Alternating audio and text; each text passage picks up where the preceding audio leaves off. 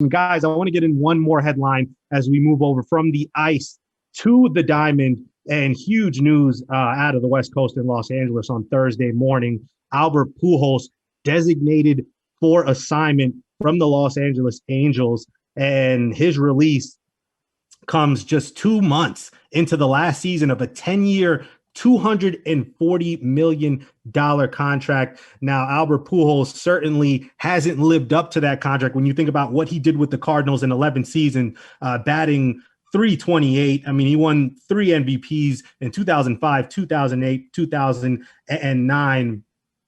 And in the 10 years with the Angels, batting 256, his best MVP finish was 17th. Certainly hasn't given the Angels the full expectations of that decade. And as we know with this franchise, even with Mike Trout, Shohei Ohtani, bringing in Albert Pujols and some of their other notable signings, nothing has really manifested from it. But let's focus on Albert Pujols and really where he goes from here. I mean, it's not a guarantee he'll be claimed by another team. This may very well be his last stop in the majors. So Dylan, I'll go to you first.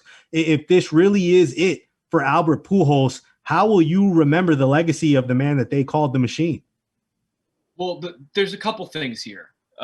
First of all, one of my roommates is from St. Louis, big Cardinals fan. I was the one who broke the news to him of this, and for him it was quite joyful news because he was like, his mentality was, oh my goodness, he's going to retire a Cardinal. This is fantastic. And perhaps maybe that will happen, and that would be wonderful for his sake, for the city of St. Louis. I hope that happens for them. But, you know, I try not to blame players who do not live up to ginormous contracts for not living up to ginormous contracts, because those contracts are too big. I don't think I have ever seen a 10-year contract actually work out. It just never ever happens. And I say that fully knowing that Francisco Lindor just signed a 10-year extension with the Mets, and we'll see how that works out. But to me, Pujols is just a great example of a guy who in it, specifically the 2012, 2013 era of baseball, and excuse, one of my roommates is yelling right now. That era of free agent signees all signed 8-10-year contracts, and they were all too big of contracts. That's just how it came to be. So I don't blame Pujols for that. I'll remember the great moments in St. Louis and remember the great moments in Anaheim as well. I'll remember his place on the all-time home run list, and his place in baseball history is cemented, no matter whether his career is done now or done a year from now. So Albert Pujols is no longer an Angel. You know who is still an Angel? Mike Trout. Mickey Callaway. I wasn't even thinking about that. Oh. Yeah, well, not that he should be, but I'll tell a personal story here. So I was 12 years old, and I went to a Mets game. It was 2011, and I love going to batting practice. I just think it's great. And so we got in. We were one of the first people in, and I went down. We were standing along, the left field line. And that was back when Citi Field still had the big wall in left field. So I just thought, nobody can hit home runs in this place, except for a select, couple of people, especially out in that area of the ballpark. It's just impossible to do. And sure enough, Pujols was taking batting practice. That's part of why I wanted to get out there. I want to watch Pujols. And he took a ball, and I'd never seen this before, or since, I think. I'm pretty sure this hasn't happened since, at least not in a game. But Pujols took one. It was pre-juiced ball, and he hit one all the way to the upper deck in left.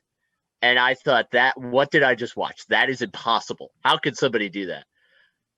So that was a very fond memory for me, seeing someone hit a baseball that far. Because that was probably close to 500 feet. Never seen anything like that, I don't think, since, maybe once, but it was incredible stuff. And you think about his career, and he goes to the Angels when they were in the midst of just a heater with bad contracts. Pujols, C.J. Wilson, Josh Hamilton, all in that time frame. But you think about how his career has ended, and how Miguel Cabrera's career seems to be ending in Detroit, unfortunately. And it makes me very thankful that somebody like David Ortiz, for example, got a storybook ending at the end of his career. Somebody like Derek Jeter got a storybook ending, even though he wasn't as productive in the final year of his career. That those guys were able to stay healthy, get to the end. And that's really for all sports, right? I mean, Kobe Bryant's last game, everybody remembers really well. So that makes me very thankful that we got to see those guys go out fairly on their own terms and healthy and in somewhat of a storybook fashion, because a lot of the time, unfortunately, it ends like this. You get DFA'd and you're wondering when that next shot is going to come, and it doesn't come. So I think it makes me thankful for all the other guys who didn't have to go through this, but unfortunately it's kind of common in baseball. And I feel for Albert Pujols, but the reason why it happened and the process, it's all made sense, unfortunately. Yeah, I'll try and keep my thoughts succinct because I know we're a little pressed on time. But when I think about Albert Pujols and when he won that second World Series, I think it was 2011 with the Cardinals, I really thought, all right, he's going to stay here. But I couldn't blame him when he took that extra money and that extra, 2 years that the Angels were willing to offer him. I mean, the Angels basically paid him for what he did and not really for what they thought he was going to do. I mean, I'm sure some of them thought, wait, over the decade, he'll still be productive. But I think in their heart of hearts, they believed, hey, this contract is really more so about what Pujols has done in those first 10 years than what we think he's going to pan out in the next subsequent decade.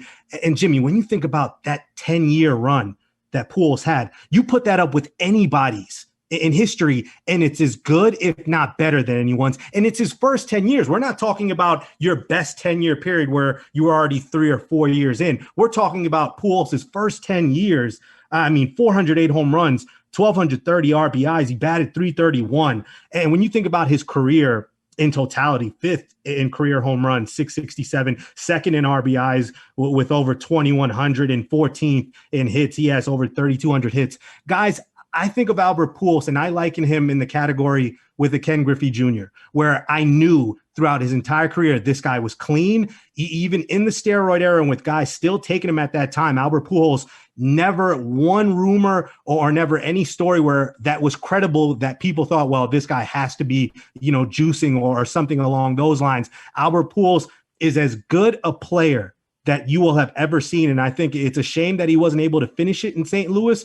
But to Dylan's point, I think maybe now, if St. Louis wants, they could sign him and he could retire there. But there's some other spots.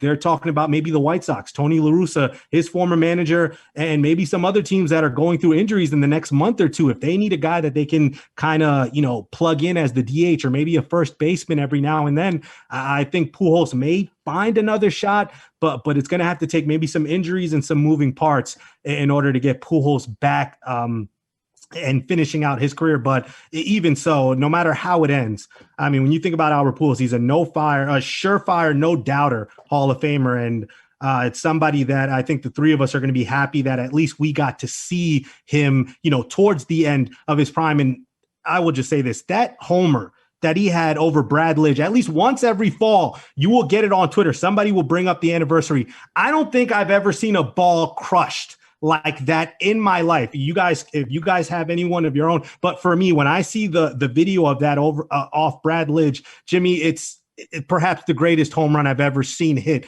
in my life. I've also never seen a stadium go that quiet that quickly. It was incredible. I will say I think he's going to the White Sox because I think Jerry Reinsdorf was dropped out of the sky to sign a 41-year-old Albert Pujols and put him at first and expect him to do anything good. And Tony La Russa's there too. So we'll see where he winds up going, but he's going to the White Sox. Let's be real here.